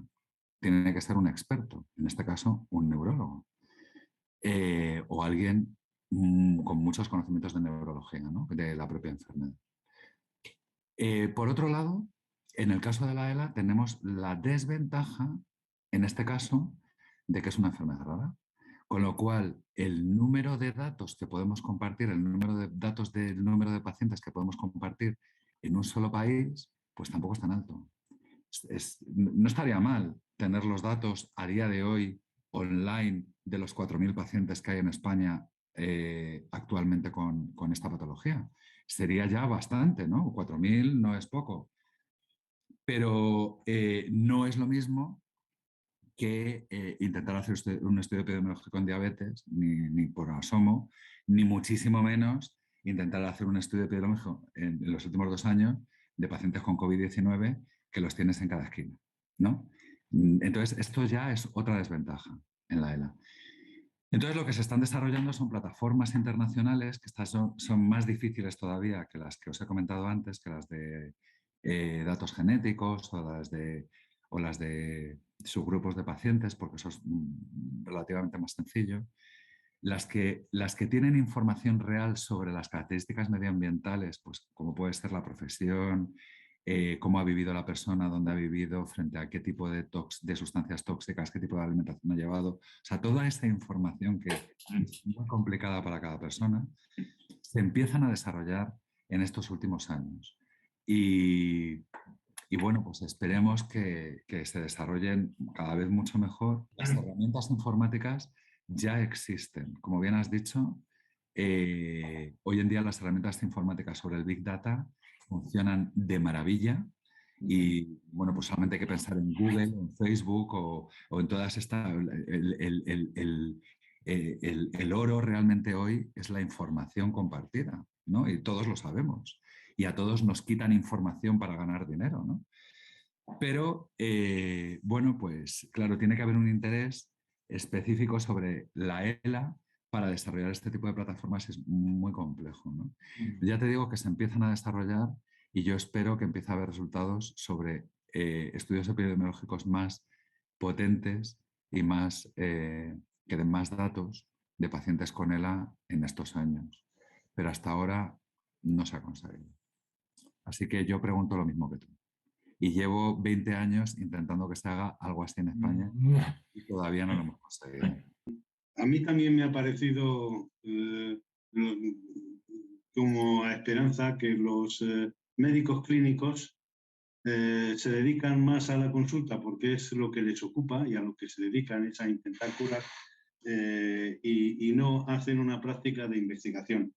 Vosotros, que creo recordar que sois el único CESUR en ELA que hay en España, no tenéis un neurólogo dedicado netamente a investigación, por ejemplo, de estas características clínicas. Sí, claro. ¿Lo tenéis? Sí, por supuesto, pero y bueno, y en Belviche también, Ah, en el Hospital de la Fe también, en bastantes hospitales de España, ¿eh? No te creas que somos los únicos. Pero bueno, pues eso hace claro, que ya tengamos muchos más datos y que empezamos a compartir muchísimos datos. Pues ha mejorado un montón la información, es lo que estoy diciendo, ¿no? Respecto a hace 15 años o 20, pero todavía no es lo ideal, lo que expresaba un poco esperanza, ¿no? Que es que realmente tuviéramos todos los datos de todos, los pudiéramos compartir y supiéramos ya a día de hoy cuáles son las causas de la ELA esporádica, que sería lo sí. deseable. A ese punto no hemos llegado. Entendido. Y otra de las cosas que me ha parecido escucharte es que existe ya la posibilidad de poder actuar sobre determinados pacientes que tienen tanta afectación genética de tal o cual gen. No, ¿Existe? existe la posibilidad de investigar sobre ciertos subgrupos de pacientes, que es lo que se está haciendo ya. Y se ha hecho un ensayo clínico exclusivo para pacientes con mutaciones en la superóxido dismutasa. Pero todavía no existe ninguna intervención específica en un subgrupo de pacientes. Todavía no se ha llegado Ya, a un pero desarrollo si la positivo. pregunta sería, ¿existe una información de cuáles son los genes perturbadores en cada paciente? Claro. ¿Sí? ¿De cada paciente se sabe eso? De cada paciente es imposible porque no todos los pacientes tienen alteraciones genéticas. Sí, mira, ¿recuerdas que me llamó mucho la atención y voy a compartir esta pantalla? Cuando estuvimos empezando a hablar, me llamó la atención que de la enfermedad de Charcot-Marie-Tooth se diferenciaban por el gen dominante que tenían y prácticamente ya sabían qué tipo de personas tenían este tipo de afectación. No sé si es porque el gen es único o solo porque es el dominante. Bueno, ¿No? pues si me permites, necesito compartir la pantalla, que Sí. justo con esto tengo una imagen que os va a interesar. Bueno, los únicos factores de riesgo establecidos en general en las enfermedades neurodegenerativas son la edad, es decir, cuanto mayor se es, cuanto más edad se tiene, es un factor de riesgo para padecer una enfermedad neurodegenerativa, y la historia familiar, es decir, que haya casos en la familia con la enfermedad. Eso hace que tengas más riesgo de padecer la enfermedad. Vale. Y eso nos lleva a que la ELA en ese 5 a 10% de casos es hereditaria, pero solamente en ese porcentaje, ¿no? Entonces, si intentamos hablar de la genética de la ELA, podemos tener tablas de este tipo, que es como la que nos enseñabas del Charcot-Marie-Tooth. En la columna de la izquierda veis que pone ELA1, ELA2, ELA3, ELA4, ELA5, así, tal, y sigue, sí, puedo seguir, ¿no? Hay muchas más, ¿no? Hay hasta 50. Bueno, pues cada una de esa numeración se refiere a estudios que se han hecho a lo largo de los años, de las décadas previas, genéticos que orientaban a la relación entre una zona genética del todo el genoma humano, que es enorme, que sabéis que tiene 23 cromosomas distintos y que en cualquier cromosoma hay cientos y cientos o miles de genes en algunos, y bueno, pues hacia una zona en concreto lo orientaba. Y entonces se le iba dando, cronológicamente se iban haciendo los estudios, se le iban poniendo números, ¿vale? 1, 2, 3, 4 y ya os digo que hasta 50 en ELA. En la segunda columna está el símbolo del gen que finalmente se ha encontrado relacionado con esas familias en las que se hicieron los estudios genéticos inicialmente. Y bueno, todas las demás columnas hablan de características típicas de cada una de la proteína que tiene, que afecta, del número de pacientes, en fin, de otras características que la relacionan con otras enfermedades parecidas, como puede ser la atrofia muscular espinal o la esclerosis lateral primaria, la atrofia muscular progresiva, en fin, otras patologías, ¿vale? Bien, entonces, en el caso de la búsqueda que tú has hecho de Charcot-Marie-Tooth, todos los pacientes con Charcot-Marie-Tooth son familiares, todos. Es una enfermedad genética. No hay casos esporádicos. Entonces, en el caso de todos los pacientes con Charcot-Marie-Tooth, se llega a un diagnóstico genético. Y hay unos, creo que son 70 o 80 genes distintos relacionados con esta enfermedad, con el Charcot-Marie-Tooth. Igual que con otras, ¿no? Con la paraparesia espástica progresiva, que es una enfermedad de neurona motora también, o con otras. En el caso de la ELA, ya os digo, hay unas 50 subtipos de ELAs familiares, pero tenemos también el resto, que es la ELA esporádica. Y la ELA esporádica no tiene por qué tener características genéticas, aunque cada vez se sabe que hay, se empiezan a conocer factores de riesgo genético que dan lugar o que generan susceptibilidad a padecer ELA también, pero el gran conjunto de pacientes no son subtipos genéticos, ¿no? La mayor parte, como decía Esperanza hace un momento también, ¿no?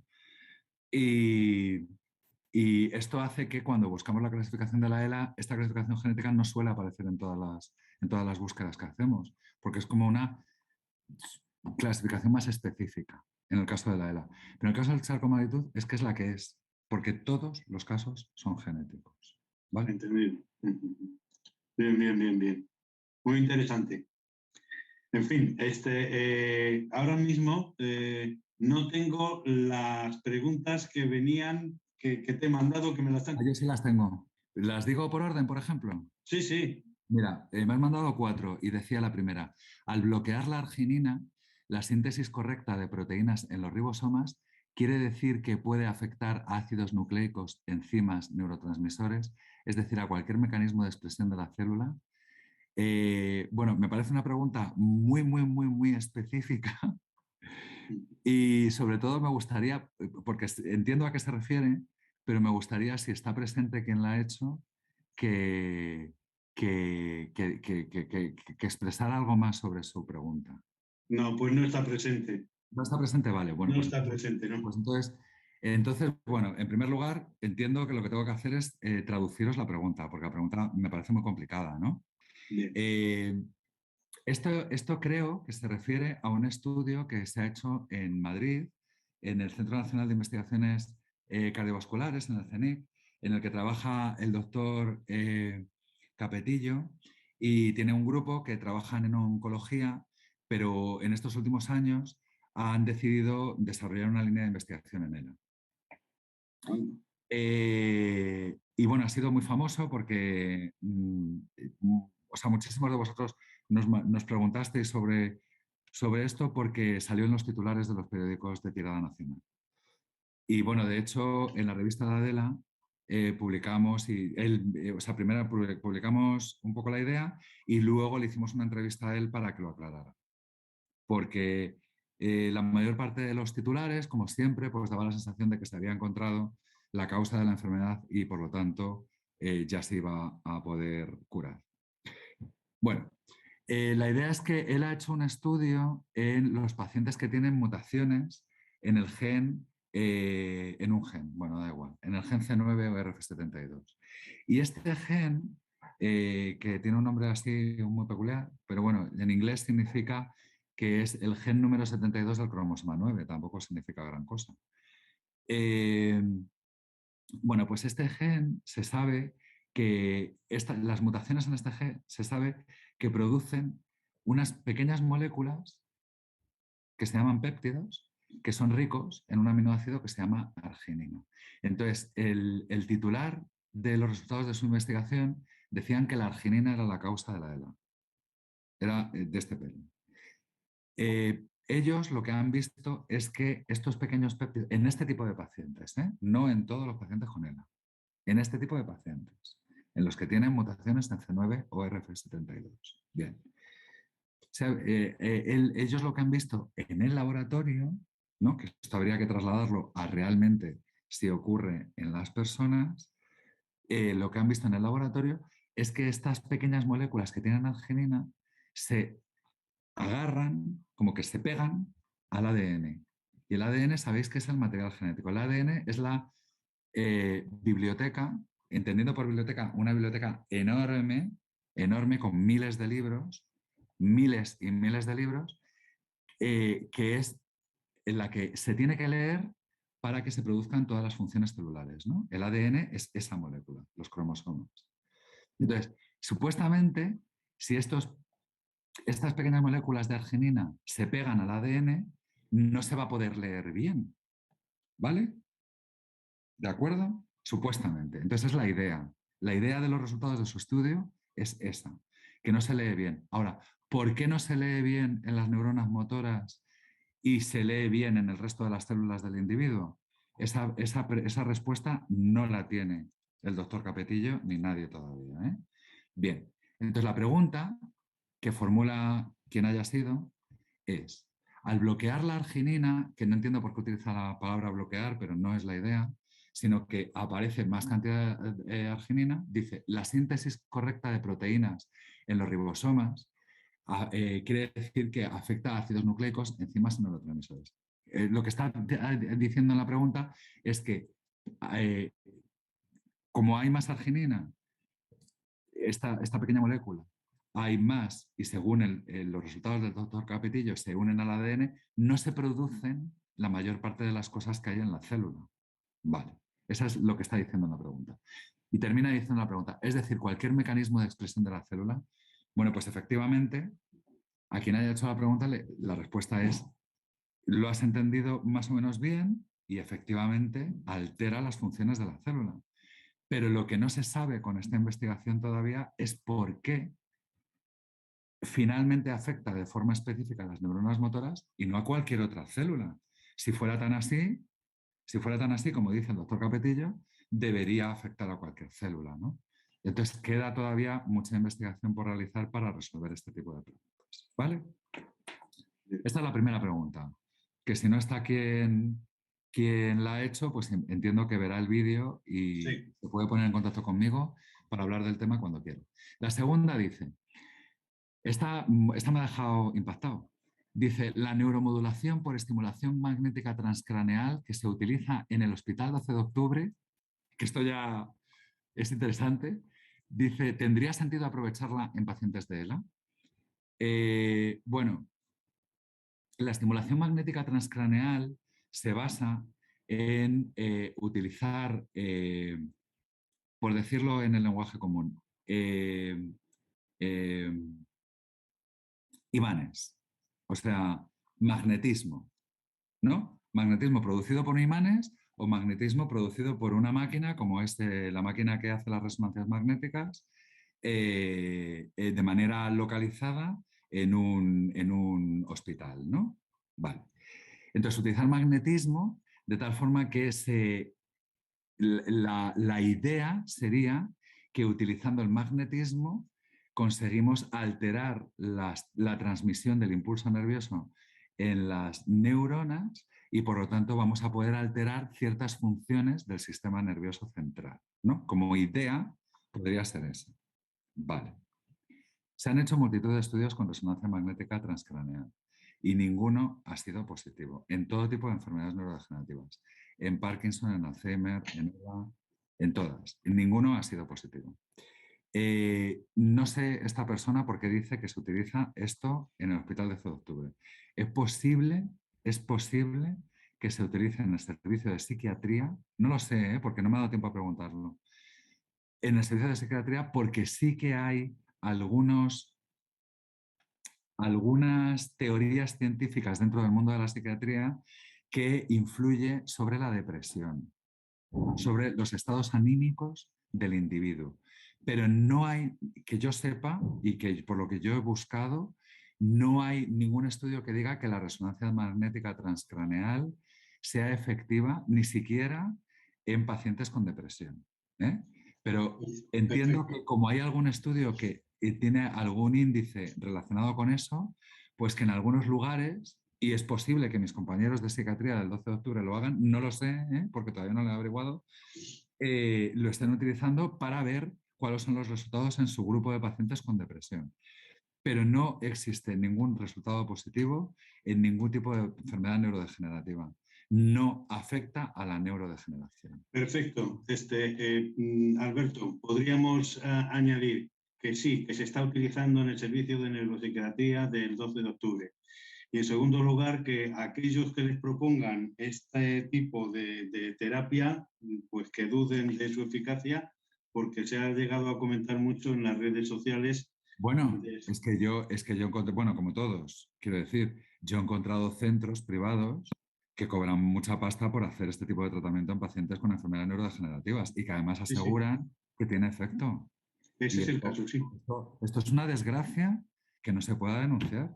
Esto es una desgracia que no se pueda denunciar. Es una pena, porque se están aprovechando económicamente de la gente. Mira, económicamente no me importa tanto, porque al final el dinero, pues bueno, es lo que es. Pero sobre todo se aprovechan emocionalmente de la gente, porque les generan esperanzas inexistentes. Y a mí es lo que más me duele. Si lo que necesitáis es estudios científicos que prueban que la resonancia magnética transcraneal no es efectiva, os los puedo mandar también, y de cualquier tipo. O sea, lo que queráis, lo buscamos y os lo puedo mandar. Lo que pasa es que en general los estudios científicos están publicados en el idioma internacional es el inglés. Claro. Pues, o hay que entender inglés o tener a alguien que te lo traduzca. Y luego a veces los estudios científicos son complicados de entender. Pero bueno, los resultados son los que son. Vamos a la siguiente pregunta, que dice, ¿sabes si se ha avanzado en la fase 3 del ensayo de la cerebrolisina para la ELA? Esta me ha dejado muerto porque yo no conocía que la lisina se estuviera utilizando en la ELA y he estado buscando y yo no he encontrado nada. Entonces, no sé a qué se refiere. También verá el vídeo y Bueno, todos tenéis mi contacto. Sí. Mi contacto es muy fácil, súper fácil. Es ela Sí. arroba Sí. H12O, que es la abreviatura del Hospital 12 de Octubre, .es, ¿no? O sea, más fácil imposible. Ela arroba H12O.es. Entonces, quien quiera se puede poner en contacto conmigo para hacerme cualquier tipo de pregunta. Muy bien. La estimulación transcraneal, sí, es la misma idea, sí. La estimulación magnética transcraneal y estimulación transcraneal se refiere a lo mismo. Es que están haciendo una pregunta sobre si se refiere, Maricruz, sobre si se refiere la pregunta a la estimulación transcraneal. Es lo mismo. Sí, sí. Sí, es lo mismo, sí. A ver, seguimos. La tercera, ya digo, es que no la he entendido porque no sabía que la lisina es un aminoácido y yo nunca he leído ningún ensayo que se haya hecho con este aminoácido en ELA. Y entonces me he puesto a buscar cuando he recibido la pregunta esta mañana y es que no lo he encontrado. Entonces no sé a qué se refiere. A lo mejor es que falta alguna otra palabra en la pregunta que no sé qué ensayo clínico se refiere, ¿vale? Pero que cuando quiera me la haga. Bueno, seguimos. La cuarta es, de acuerdo con las últimas averiguaciones de febrero, a considerarse que la degradación muscular puede ser la causa de la degeneración neuronal en el caso de la ELA y no al contrario, ¿qué opino? Bueno, pues ¿qué opino? Pues que aquí, o sea, la pregunta que está haciendo es que no sé a qué se refiere con lo de febrero, pero será que seguro que es alguna noticia que salió en febrero. Y como salen tantas, pues yo de algunas me acuerdo y de otras no. En general todas las leo, pero de una me acuerdo, pero no sé cuál sería la de febrero a la que se refiere esta persona. Pero da igual. La idea es que en la ELA se produce la degeneración de las neuronas motoras, hasta tal punto que os voy a hacer un poco un resumen de mi vida científica, me refiero. Yo cuando empecé a trabajar en investigación en ELA, a finales del siglo pasado, ya estamos hablando de pues eso, ¿no? De bastante tiempo, se decía que esta enfermedad la tenían personas en las que se degeneraban solamente las neuronas motoras. ¿De acuerdo? Y también se asumía que esta enfermedad era la misma para todas las personas que la tenían. A lo largo del tiempo, no se ha visto que no solamente se degeneran las neuronas motoras, sino que se degenera fundamentalmente todo el entorno de las neuronas motoras, que son otras células que forman parte del sistema nervioso central, que se llama glía, ¿no? Y que hay de dos tipos, la astroglía, que son células de mantenimiento, y la microglía, que son células del sistema inmune que protegen de infecciones al sistema nervioso central. Para que os hagáis una idea, por cada célula, por cada neurona, hay unas 10 veces el número de células de astroglía y 100 veces el número de células de microglía. O sea que es una barbaridad la cantidad de células que hay de ese tipo. Y se ha visto con el tiempo, y cada vez se tiene más claro, que estas células también se degeneran en la ELA. Y con el tiempo ya no solamente estas, sino todas las células que forman los vasos que entran a formar parte del aparato circulatorio que se encuentra dentro del sistema nervioso central, que son las células epiteliales de estos vasos, también se ha visto que tienen cierto grado de degeneración, en algunos casos. Y, por supuesto, lo que se sabe es que también se degenera el músculo. Pero la teoría inicial era que lo que se degenera primero son las neuronas motoras y como deja de llegar impulso al músculo, las fibras musculares se degeneran después, ¿no? Bueno, pues esta teoría ya no está tan clara, porque parece ser, y nosotros, junto con el grupo de Charosta en Zaragoza, somos bastante defensores de esta teoría y lejos de decir que no lo diremos nunca, que primero se degenera el músculo y luego genera la degeneración de las neuronas motoras, sí que aseguramos que es muy probable que en las fases iniciales de la enfermedad, no tanto de manera secundaria, sino en las fases iniciales de la enfermedad, haya una degeneración de la fibra muscular también, o por lo menos una alteración de sus funciones. ¿Vale? Entonces, esta es mi opinión, es lo que me preguntan. Repito la pregunta para que la entendáis ahora un poco mejor, que seguro que la entendéis mejor al haber dicho todo esto. Dice, de acuerdo con las últimas averiguaciones de febrero, ya os digo, lo de febrero yo no sé lo que es, pero será algún artículo que hablaban de este tema, que apuntan a que debe empezar a considerarse la degradación muscular, que la degradación muscular puede ser la causa de la degeneración neuronal y no al contrario. ¿Qué opino? Pues lo que opino es eso, que dentro de que no creo que sea el músculo que es lo que se degenera primero en esta enfermedad, lo que sí que considero es que, y somos un grupo de científicos cada vez en mayor número los que opinamos esto, que en las fases iniciales de la enfermedad no solamente se degenera la neurona motora, sino que también hay alteraciones en la propia célula muscular. Y entonces hay que estudiar la célula muscular también para poderla entender mejor. Estupendo. Bueno, pues has batido el récord de horario en estas sesiones. Perdón. Pues si es por eso mal, ¿no? Porque me da pesadilla. Pero ha sido súper interesante. No sé si alguno más tiene alguna pregunta, pero yo quería solamente una cosa. No me queda bien el estado del estudio ahora de los biomarcadores, sin querer profundizar, cómo está, qué es lo que se espera, qué es lo que hay. Bueno, a día de hoy ya se empieza a hablar de que se van a empezar a utilizar los neurofilamentos. Los neurofilamentos son unas proteínas, para que lo entienda todo el mundo que nos está escuchando, que igual que pensamos que nuestro brazo tiene una estructura porque hay un hueso largo que mantiene esa estructura, ¿no? Las células, las neuronas, tienen la forma que tienen porque en su interior tienen unas proteínas que se llaman neurofilamentos, que sería como el esqueleto de la neurona que hace que tengan esa forma alargada y que tienen los axones, ¿no?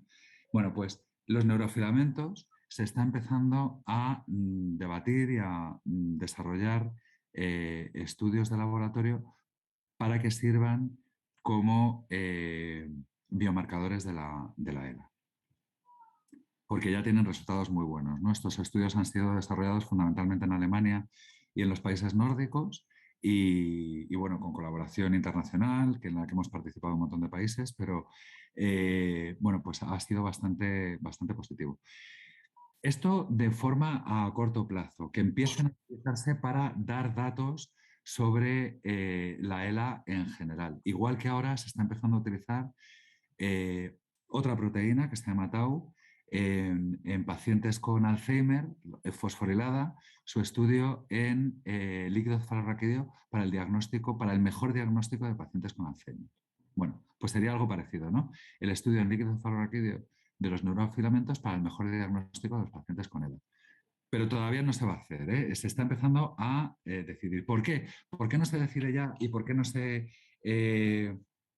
resultados tan interesantes como, por ejemplo, de la proteína Tau en Alzheimer? Pues porque parece ser que, en primer lugar, la ELA, digamos que los pacientes de ELA como que tenemos más variedad entre unos y otros. Y en segundo lugar, porque a lo que se va a tender en el mundo de los biomarcadores es a tener un panel. Cuando digo panel, ¿de qué estamos hablando? Pues que a lo mejor con este ejemplo lo vais a entender. Cuando vamos al médico de familia, al médico generalista, a poca sintomatología rara que tengamos, nos hace un estudio bioquímico. Y en el estudio bioquímico aparecen un montón de moléculas, de metabolitos que pueden estudiar en la sangre, ¿no? La glucosa, otros hidratos de carbono, en fin, lípidos como el colesterol, los ácidos grasos, los triglicéridos o algunas proteínas en concreto, ¿no? Como la albúmina, en fin, un montón de cosas que hay en la sangre. Entonces, eso es un panel que al final al médico le permite decidir bueno, le da signos sobre el tipo de sintomatología que tiene el paciente, ¿no? Bueno, pues la idea es conseguir algo parecido a la ELA, un panel en el que no estudiando solamente una molécula, sino estudiando 5 o 10 moléculas distintas, nos permita decidir no solamente si la persona tiene ELA, sino cuál es su estado de progresión. Este es más o menos, a grandes rasgos, cómo está el mundo de los biomarcadores ahora en la ELA. Entendido. Muchas gracias, muy interesante todo, ¿eh? Interesantísimo. Sí. Gracias. Alberto, me queda una que la tenía yo aquí escondida para ti. Noemi, yo me voy a una fiesta contigo hoy, no hace falta que te cures. Hace 5 años hablábamos, o 4, ya no recuerdo cuántos. Dice, gracias Alberto, ¿te vendrás de fiesta cuando nos curemos? No, digo, por supuesto, pero vamos, nos vamos ahora. No hace falta esperar a que nos curemos. Dime, Salvador, perdona. Sí, te decía que hace, me parece, 4 años hablábamos de la gran expectativa del proyecto MIND, Sí. que se iban a secuenciar no sé cuantísimos miles. ¿Cuántos se han secuenciado? ¿Se ha cubierto ya el cupo de los 20.000, 27.000 creo que eran? Creo que se está llegando a la mitad. A la mitad. Sí, cada vez se suman más países. Se ha sumado China, que eso va a dar muchísima información, porque China son muchos. Y además tiene mucha pasta. Pero vamos, que va bastante bien, va bastante bien. Este proyecto es tremendamente interesante porque va a dar, o está dando ya muchos resultados, pero va a dar mucha luz sobre las causas de la enfermedad en pacientes con ELA esporádica, ¿no? Daría mucho más si se hiciera bien un estudio epidemiológico, como ha dicho antes Esperanza, es verdad, pero con los datos y las opciones que tenemos a día de hoy, este proyecto va a dar mucha información. Es verdad que es muy caro, entonces podríamos discutir si merece la pena sacar adelante un proyecto tan caro, pero bueno, lo que nos interesa a todos es conseguir cada vez más información y más conocimiento de la enfermedad, ¿no? Con lo cual, pues claro que merece la pena. Ahora, Alberto, ¿se está recaudando dinero para este proyecto o ya no? Sí. Se sigue recaudando. Hay una página web propia del proyecto que se llama projectmine.com y bueno, hay muchísimas formas de donación particular o de participar en eventos en cada país de muchos tipos, ¿no? Yo, por ejemplo, me fui hace años al Amsterdam City Swim a nadar para recaudar dinero, ¿no? Y lo recaudamos gracias a vosotros. En fin, que siguen las mismas iniciativas y sigue recaudando dinero. Sí. Sí, perfecto. Ok, pues si no hay ahora, ningún... que no sé si habéis empezado a oír hablar de ello, porque, bueno, tengo que hablar con Mónica Povedano, que sabéis que es la neuróloga de Belviche, que es muy activa y que lleva, bueno, probablemente sea la persona más activa de España en esta enfermedad dentro del ámbito clínico y científico, y con diferencia, la verdad.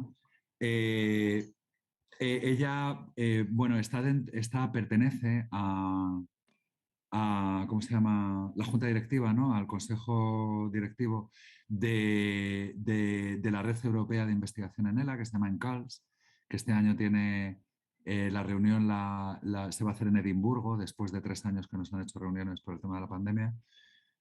Será a principios de junio. Bueno, dentro de ese contexto de la Red Europea de Investigación Clínica y Básica en ELA, se ha desarrollado una plataforma que se llama TRICALS, en inglés, que es TRICALS, que podéis buscar la página web, TRICALS. TRICALS lo que pretende es el desarrollo de estudios clínicos en pacientes de ELA de forma masiva, en Europa, claro, de forma masiva y de forma sencilla por parte de quien quiera desarrollarlo, ¿no? Es decir, que si alguien tiene una idea pueda desarrollar un ensayo clínico sin que sea tan costoso. Y desde luego con ayuda y apoyo de los diferentes países que forman parte del TRICALS. No sé si habéis oído hablar de esto. No. Sí hemos oído hablar del ENCALS porque... Bueno, del ENCALS seguro, porque lleva muchísimos años, ¿no? Lleva 25 años o así. Pero de TRICALS, que es una plataforma que se está desarrollando en los últimos 3 años, no habéis oído hablar, ¿no? No, al menos yo no. Vale, bueno, pues que yo sepa, por ejemplo, la Fundación Luzón y la Fundación Miquel Valls sí que están intentando participar en recaudar dinero para esta plataforma. Y la idea es apoyar, o sea, en un genérico, ¿no? No la investigación como la que hago yo, sino la investigación de cualquier grupo de Europa, bueno, de Europa o del mundo en realidad, que quiera probar algo y que no tenga tanto dinero como para probarlo en humanos, porque al final desarrollar un ensayo clínico es muy caro, ¿no? Y entonces pasaría el filtro de realmente si merece la pena dentro del TRICALS. Y bueno, pues es una plataforma que se está desarrollando y que hay asociaciones como la Fundación Luzón, que ha decidido destinar esfuerzos y dinero a esto, en los diferentes países que forman parte, que son todos los países europeos. Vamos, Bélgica, Holanda, Alemania, Francia, Inglaterra, España, Italia, los países escandinavos, vamos todos, que formamos parte de esta plataforma para el desarrollo de cualquier tipo de estudio clínico que se quiera hacer en ELA, para que sea fácil desarrollarlo, ¿vale? Entonces es una información que yo creo que es interesante que tengáis y que la difundáis y que visitéis la página web, porque ya os digo que es muy, muy importante, ¿no? Y una de las personas que representan a España en esto es Mónica Poeda. Entendido. Yo he estado participando también, pero bueno, al final, o sea, participo, pero me he quedado un poco al margen. Participo como investigador, pero no participo en, digamos, en la junta directiva, ¿no? En los que llevan el tema. Perfecto. Bueno, cuando hablas de ensayo de estudios clínicos, ¿te refieres más a la aplicación directa a los enfermos o investigando sobre solo eso? Solo eso. La aplicación directa sobre los enfermos. Lo que pasa es que hablo de estudios clínicos en general porque no tienen por qué ser ensayos clínicos. Pueden ser estudios de biomarcadores o estudios de, yo qué sé, de actividades fisioterapéuticas, fisioterapia que pueda ser efectiva sobre pacientes de ELA o lo que surja. Cualquier tipo de estudio clínico. Estudio clínico es una intervención directa sobre los pacientes. Entendido. Sí. Genial. Me quedo con la idea. Muy bien, Alberto, lamento decirte que recibirás otro reloj de los muchos que ya tienes de arena. Encantado. Y bueno, no me tenéis que dar nada porque es un placer. Es lo mismo de siempre, pero es así porque es el logo y es lo que hay, ¿sabes? Ya sabéis que hacemos reuniones de estas cuando queráis, que seguro que dudas van a surgir y cualquiera se puede poner en contacto conmigo individualmente o en grupo, por supuesto. Y a través también de la revista de La Informa intentamos responder preguntas, ¿no? Estamos haciendo en todas las revistas, en estos últimos números, desde hace un año, estamos metiendo, bueno, pues un apartado de investigación para resolver preguntas, sobre todo de estas que aparecen en los periódicos, ¿no? Que a veces confunden mucho. Sí, y tendríamos que hacer nosotros, ahora me dirijo un poco al grupo, algún comunicado sobre esto que ha comentado Alberto del asunto del magnetismo transcraneal, porque Pues es una cosa a la que acceden muchos pacientes, desde luego, cada uno que haga lo que le dé la gana y que gaste dinero en lo que quiera, pero que sepan cuál es la realidad de lo que se conoce sobre ello, que es importante. Ya, claro. Pues muy bien, pues muchísimas gracias. Quedas liberado hasta que te volvamos a llamar otra vez. Queráis. Un placer. Para invitarte. Gracias por todo. Venga, a vosotros. Chao.